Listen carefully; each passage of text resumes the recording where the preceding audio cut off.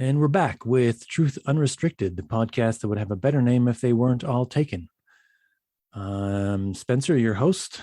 I'm here today with Jeff. How you doing, Jeff? Not too bad, buddy. How about you? Oh, pretty good. If anything we say here on this podcast is something you really strongly disagree with, I definitely want to hear from you at truthunrestricted@gmail.com. Please send all of your differences and complaints and differences of opinion to that email address, and I will respond. Aside from that, we're going to do an interesting episode today. It's something that I call the Two Selves. Sounds kind of clunky, but here's how it works in my head. So we each have two versions of ourselves. The first version of ourself, the one I call the first anyway, is just the one that's on the inside of your head. It's your actual consciousness. It's your inner monologue. You are the only one, at this point in time anyway, you are the only one that really knows yourself on the inside. And that's true for everyone. We don't have a way to scan anyone's brain to interpret what's really going on there. It's only you. So getting to it right away, the second version of yourself is the version that you tell people that you are. And, you don't tell people with words. You represent yourself to the world. You get dressed, you make yourself look nice, you shower, you want to smell the right way, you want to present yourself properly, and not just properly, but in the right way to fit your social atmosphere. Good idea, boss. Yeah. That sort of thing. Right. A social survival suit. Right. So in my opinion, we are doing this all the time. And I think it's immediately, I think some people, and I asked this myself, I never took any psychology in school at all. I immediately wonder if this is what was called the ego and superego of psychology. I don't really know. Someone might write in and tell me whether that's the case. I have no idea. But you don't need to have any kind of knowledge in psychology to understand what's happening here and that it's really happening. Mm-hmm. I mean, if it weren't happening, then no one would understand the term inner monologue. And when we're children, at some point, I do remember the time when I had to ask what the term inner monologue meant. But as soon as it was explained to me, I knew exactly what it meant. And I went, oh, there's a term for that. Yeah, I don't like it's a pretty safe thesis. I don't think you're going to get a lot of people calling in to argue this point, man. I mean, it's a pretty universally accepted thought that like everybody has some part of themselves that they keep from everyone else. Like there's nobody out there entirely without guile. Yeah, I know. Yeah. Some people do get a little upset at this notion, though, that I might be saying that they're being fake. And I would humbly suggest that the most appropriate response to that would be the lady doth protest too much, methinks. Well, my response to that is that they should calm down. Yeah. And it sounds funny, but I'm not really being facetious. They should calm down because everyone has the capability of being inauthentic. Everyone has the ability to lie. And this structure in our minds, there's a reason why everyone has this structure. It's because it's just part of the biological makeup of our brain and how it works. Everyone is able to do this. It might be that some people have weird things. There's weird people who are unable to recognize faces, right? I mean, there's oddball things happen with the brain, and some small percentage of people have things. And there might be someone who has no difference between their inner self and their outer self. Maybe. But for the vast majority of us, there is definitely, at very least, the potential for some difference between these two versions of ourselves. And I humbly submit that there's always at least some air between these two things, some light that makes it through. They're never exactly the same in anyone that I've met. Mm-hmm.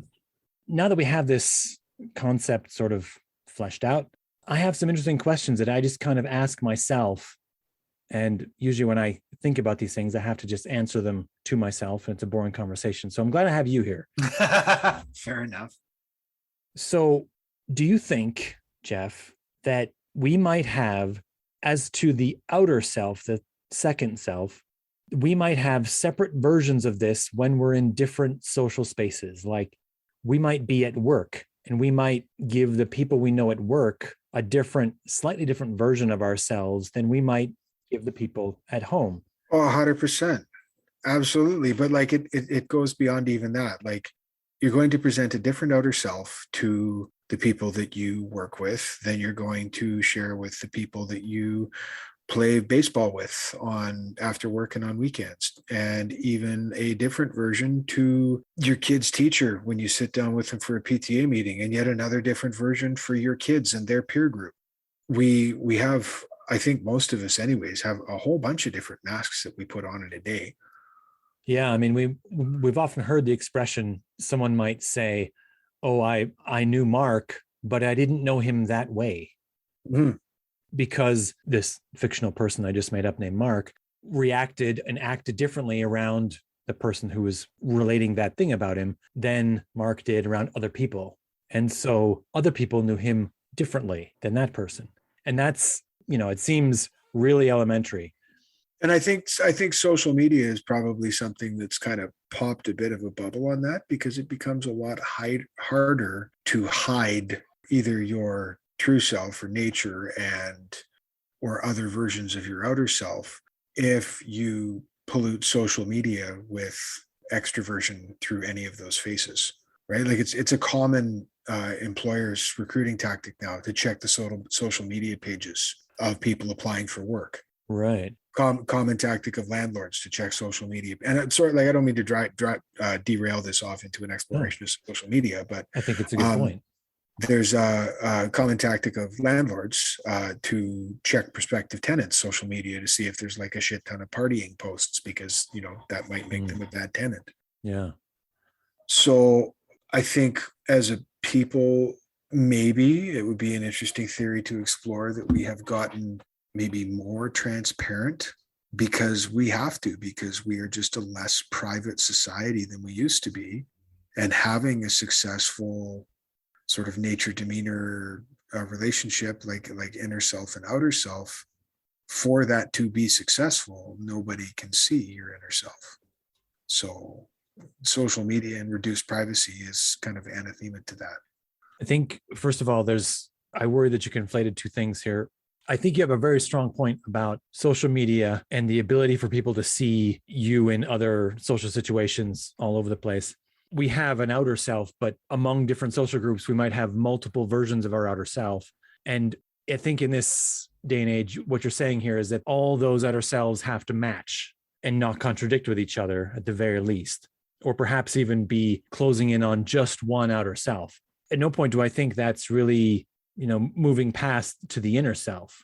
I think a lot of people are attempting to be honest, but that's not the same thing as like complete, true, and 100% honesty in every moment of your life. Those are different things. But what you point out, I think, leads to an interesting new question that I hadn't considered before. For those of us who have sort of different versions of our outer self that we use in different social circles, is that a thing that's helping us psychologically? Is attempting to collapse all those into just one version potentially damaging? Is it, or like give us, some of us, fewer defenses, if you will, right? Because the outer self is sort of like a defense mechanism. What do you think? Well, I don't know if I would consider the behavior to be like the behavior of creating these sort of multiple masks, although everybody does it. I don't think it's necessarily healthy behavior, or even, necessarily productive behavior. But like sort of the old adage of, always tell the truth because it's the easiest thing to remember. Yeah. Right. Well, right. Like I know people in my life and social circles who I see like get stressed out at the pressures of having to put on different faces for different groups and look this way for work and that way for that group of friends and this way for this group of friends. And I consider it to be largely unnecessary behavior, generally bred from not being comfortable in one's own skin. Yeah. Like there's only really a reason why you would hide who you are, and that's if you're not happy with who you are. And before this devolves into some navel gazing self-actualization infomercial, I will concede the point that, like, mechanically, the act of putting on these masks, sometimes it's just a measured tactic. For the previous example, like a guy who likes to drink still needs a place to live. So obviously, if he interviews for that place and gets the impression that the landlords are not interested in renting to someone who likes to party, obviously he's going to try and downplay that. Now, is it because he's ashamed of his behavior, or just because he needs a place to live, so he hides that as a survival tactic to get a place to live? But I'm thinking more along the lines of, like, I guess the best example would be like, and I'm sorry if I offend anyone with a gender stereotype, but high school girls. They are notoriously well known for social bullying tactics. And I think probably the most prone to anxiety over trying to appear or act or behave a particular way for no other reason than the vague, unattainable goal of air quote fitting in. Yeah. Right. Yeah. I think high school girls probably experience more social pressures than almost anyone. And I think, like, largely it's wasted behavior. Yeah. Like, other than the handful of examples of, like, again, drinking's legal. Buddy wants to drink, go ahead. Buddy wants to hide it so he can find a place to live. Well, whatever works. If it's a dispassionate and measured tactic, then whatever ails you. But another more poignant example that maybe doesn't involve vice would be like, I'm a very strong pro-union, pro-labor advocate. I've worked union jobs most of my life, and given the choice, I'll always work a union job. But there have been times where I've been laid off and looking for work and interviewing at a non-union contractor. And you can bet your butt I do my best to appear like just a general head down, ass up, hardworking Joe who has no aspirations or beliefs or anything like that about unionism in the workplace, because I need a job. There are times when it happens, I think, dispassionately and tactically. But when the motivation is more generalized social anxiety or FOMO, I think it's largely wasted and unhealthy behavior. I mean, I'm thinking in that regard, you'll have Mark. I already used Mark as a fictional character. So Mark has a home and a family. He's a good dad. He's close with his kids. He does all the dad stuff. He watches shows with his wife that his wife enjoys, whatever they are. And then he goes to work. He works construction, and everyone there is blue collar, hardy, manly man. Yeah. And it's easier for him to just put on a different persona that more easily allows him to fit in at work without having to, relate all the things that they wouldn't appreciate about his home life than it is to try to make them conform to respect him for his home life. Even though that's kind of sad, it is just easier for him. You know what I mean? And that's... Yeah, for sure. And that's, again, one of those, like, dispassionate, tactical, I'm not emotionally invested in these people, but I need to earn a living, and I want to get along with the people around me. Yeah. But like that also sort of leads to that herd mentality thing and all the nastiness that goes with it that we talked about, I think, in another episode. Yeah. So that brings me directly to my next question that I ponder in myself when I'm thinking about this topic. When you take the collection of things, like if you take your inner self and your outer self, let's say there's only one version of your inner self. There's not multiple versions, but there's just one. And there's differences between the inner self and the outer self. Yeah. Let's call it something simple, like your guilty pleasure. Mark's guilty pleasure is Justin Bieber songs, and he never lets anyone know that he likes them. Okay. Right. So his inner self really likes Justin Bieber. His outer self would never admit it to anyone. So my question about this is, if you take all the things that are different between your inner and outer self, in the same way that in that example, Justin Bieber songs for this fictional person, Mark, if you took all of those things, would that be the entire collection of all the things that would embarrass you or make you feel some kind of shame? Like, could you make it an equation? The equation would need, I think, some outliers, because there are certain universal things that cause almost all people shame, like, say, being caught buck naked in public. Right. Right. Or like physically soiling oneself, right? Nature or demeanor, everybody would be embarrassed if they messed their pants. Yeah, that wouldn't be a voluntary thing. You're right. That would be, right. Something you couldn't control. But of all the things you could decide.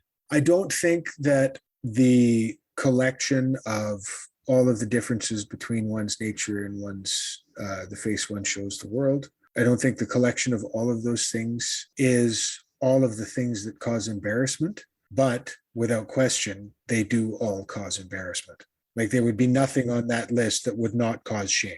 In the Venn diagram, the difference between your inner and outer self, all those things would cause embarrassment, but then the collection of things, total things that would cause embarrassment, would be a larger circle around that circle, right? It would include other things that aren't just that difference. And again, some of the stuff would just like, my example of, Dave the drunk, like, he doesn't necessarily have any shame about the fact that he likes to party all weekend, but he's going to hide it if it means he won't have a place to live. That doesn't mean he feels shame over it, right? Same thing with my unionism.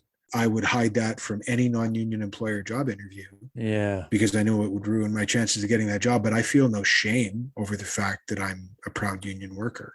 Excellent point. Yeah. Okay. All right. So that one, I think we've put a spear in that one. That was a thought I had, but you've thoroughly debunked it. I think it's a valid thought. I just think it's not a thought that can be expressed in absolute terms. So in the Venn diagram, there's the two circles and they're partly overlapping each other. Yeah. Right. Okay. And then there's another circle that overlaps both of them, that is things which cause us shame. And that circle's position in relation to the other two varies based on that particular individual's proclivity for shame. Yeah. Because that's another variable in that equation that you didn't touch on. Aren't shame and embarrassment just the same thing? Well, yeah, but like, there are lots of people out there who have very minimal shame, but have no problem with putting on fake faces for people if it gets them something. Oh, I see. So they would be inauthentic for gain. Yeah. I see. Exactly. Yeah. Okay. All right. I guess that covers your case of Dave the drunk. Yeah. Lying to his landlord. Yeah. And then probably partying his ass off anyway once he's in. Yeah. Okay. Yeah. Dave the drunk or Urkel the union man. I don't know. It's getting complicated. We might need a chart at the end of this. Okay. So next question I have on this topic is there some kind of like Overton window here? Like, an Overton window is when the social mores change from one time period to another. Yeah. So if you had a thing that you did when you were a teenager and you weren't in any way, ashamed by it at the time, but then now looking back on it, you're kind of ashamed of doing it. Is this a sign that you have changed either one or the other of your inner or outer selves on this?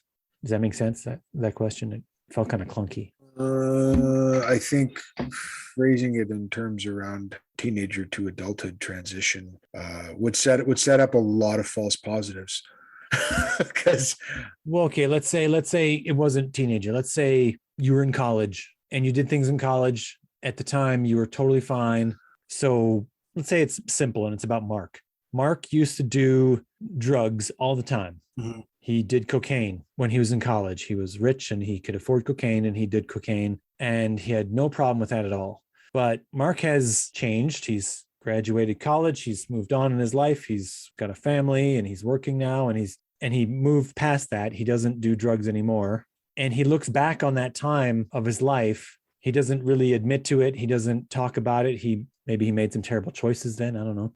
And he feels that, he still recognizes himself when he has memories of himself having done those things, but he's ashamed now of a thing he did then. Mm-hmm. Right. And so is this a case where we have two selves and both of those selves are changing through time? And maybe they're even changing at different rates. I mean, literally in mathematical terms, we're doing calculus, multivariable calculus on two different things, and they're both changing at different rates, not even necessarily in the same direction. Yeah. And I would hazard a guess that like the one of the biggest variables to rate of change would be like the level of security of their social environment. Like a person who's got laid back, open-minded friends who don't ask a lot of them, right? Who has an open and welcoming home that's always happy to see them get home from work, a loving spouse, loving children, a job that doesn't suck.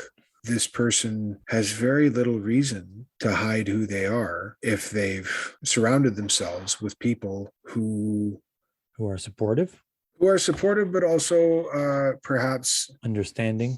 Yeah, and maybe similar. Like we had a previous episode about tribalism, and I didn't want to use the word tribe as my noun there, but it's the only one I can think of.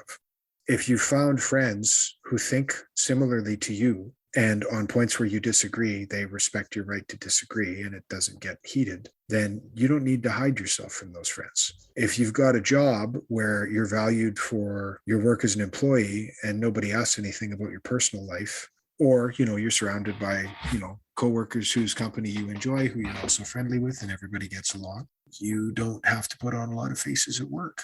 And same thing holds true with your home life. Like if you're, you got a good thing going with your spouse and good relationships with your kids, then there isn't any real need for social subterfuge unless, you're like a serial killer or something.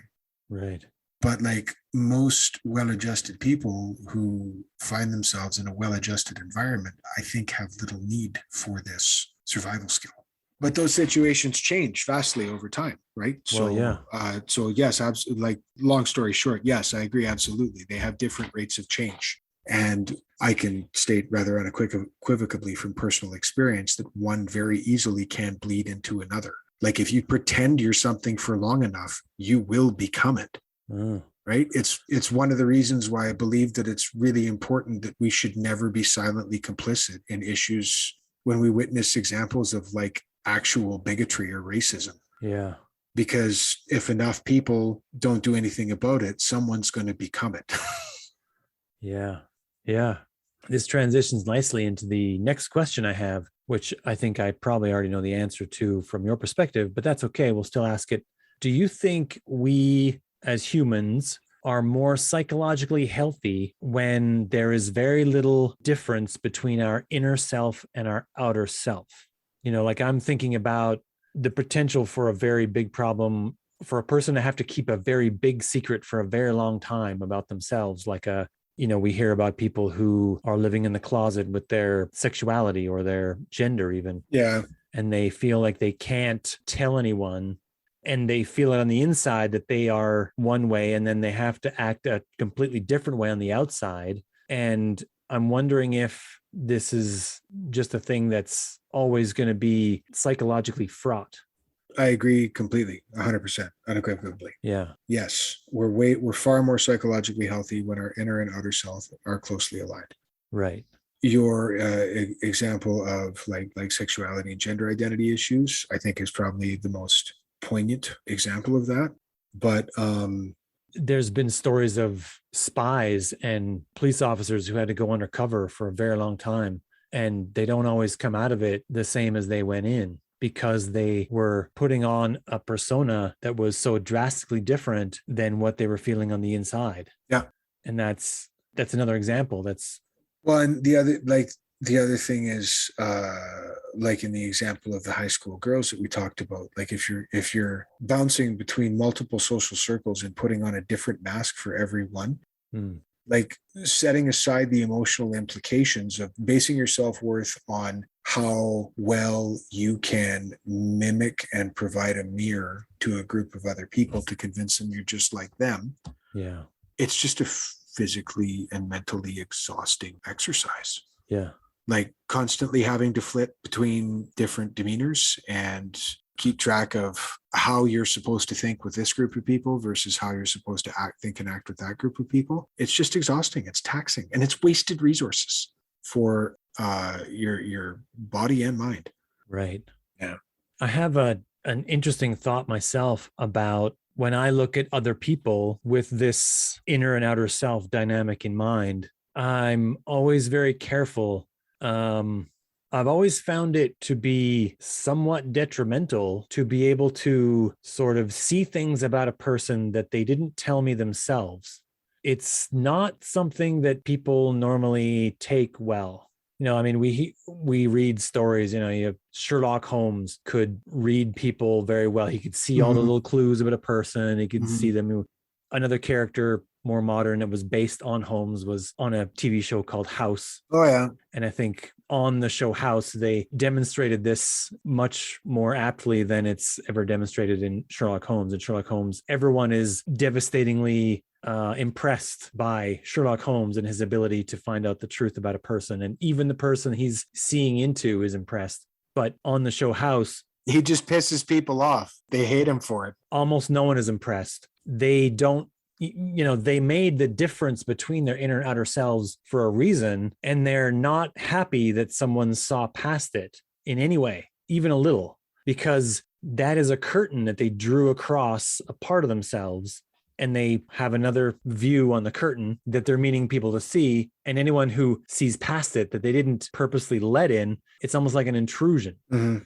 And I've felt this a long time in my life, that knowing something about a person that they didn't tell you is like some kind of intrusion into their life, that they, I should wait for them to volunteer that info before I acknowledge that I know it, kind of thing. I might be able to tell, but it's not that I should start talking to them about it, because they might not want anyone to know, or what have you, right? Our media, our television shows and movies, they do this all the time, where one character will sort of read another character and just see past all the things. And they don't do it because that's a real thing people do. They do it on those shows because they need to get everyone on board and know everything about everyone. And they have to tell the audience what's true as well. Yeah, exposition is required to get the audience on side. Right. But I think in seeing it so often in our popular media, we sometimes get the impression or get fooled into thinking that this is a thing that, is okay or really occurs or something like that. I always find those moments to be just fake character moments. I see right through them there. It's obvious that they're just trying to tell us that character B is hiding something and character A knows what it is or whatever. And then and now they both know and they can talk about it. And in talking about it, they tell us more of the plot or whatever. Exposition. What I see in this and what I remember from my youth, most of my memories of experiences with bullies were from my youth. I don't know if any of the bullies were attempting to do this on purpose, consciously, but it seems to me that a common tactic for bullies was to purposely try to see past this to some version of your inner self, because to the person they're bullying, that made that person much more vulnerable if you could point out to everyone and then ridicule you for it, the thing that's really behind you. If you were attempting to put on a front of that you were just one of the guys or whatever, and then they try to point out that you're not, or that you're different in some way that you were trying to hide, that's a win for them. And it's very difficult for especially a younger person whose self is still kind of in flux and forming, to completely recover from that. They don't have the wherewithal to continue to fake it usually. So with that, I think we're pretty much done with this topic. Once again, we've talked about a thing. We have no firm results of almost anything, but I will say that this is an interesting thing for me because it almost describes sort of the mechanics of dishonesty, if you will, right? Yeah. In almost every moment that we're dishonest, this is playing a role in that dishonesty. Yep. And it's really the mechanics inside us that allow us to be consciously dishonest. And so, I mean, it's a powerful survival tool. Everyone understands, well, maybe not everyone, but most people for sure. I think that by now all the biologists have done enough work to show that dishonesty is part of the toolkit for survival, and all the animals do it. Every single one. they participate in dishonesty in some way or other. And humans are very good at it. And of course, at the point where we became the top of the food chain, the thing that was allowing us to better survive was the thing that allowed us to be more effectively dishonest with each other, rather than just lying to the other animals that would be preying upon us. Mm. And that's the reason why we've developed such an efficient method of doing it. It's a method so efficient that many of us don't even realize how or why we're doing it. But hopefully this helps people to kind of see a little bit more about themselves and other people in this context to try to understand them a little more. So with that, yeah, good podcast. All right. Have a good night, buddy. Next time. Until next time.